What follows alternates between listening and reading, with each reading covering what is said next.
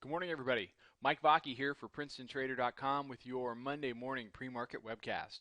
Okay, daily chart of the ES, and let's just kind of talk about where we are. We did the 1530, punched the upper band.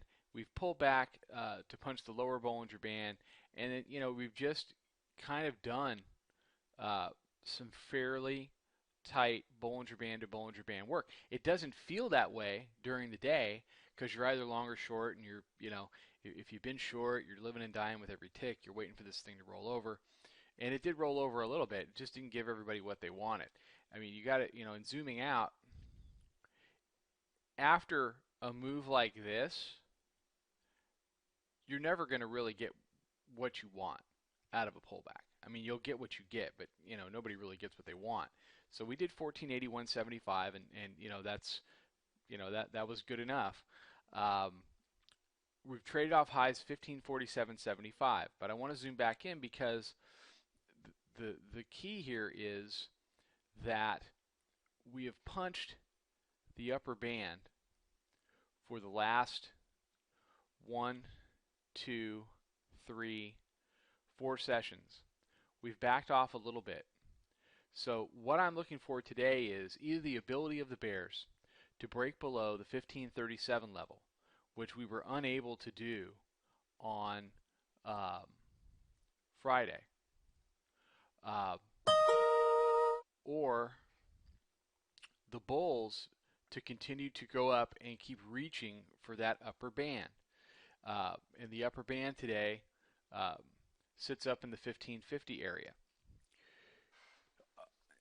There's not a lot of economic news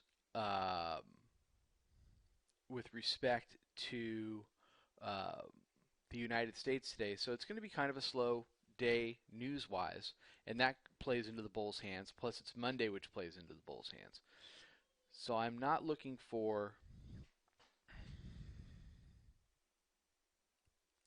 a significant reversal. I'm taking a real wait-and-see approach today with respect to the market. We traded in a very 10-handle range on Friday. These highs had been getting rejected the last 3 days, which looked good for the bears, but once again, down at 1537, when the bears had to do what they needed to do, had to follow through. And I'm not saying take it from 1537 down to 1515 by lunchtime and, let's get CNBC all upset and they start putting orange banners up everywhere and we have to have markets in turmoil at 8 o'clock. What I'm saying is the bears simply have to have the ability to sell these rallies. It's okay to go down to 1537, but you better be there at 1542 knocking it back down. And they weren't there. 42 didn't hold. The opening range 45.75 didn't hold. And then, that gets you back up to the 47 area. Now, they haven't been able to break through 47.75 today, and maybe they won't. Maybe 47.75 is it.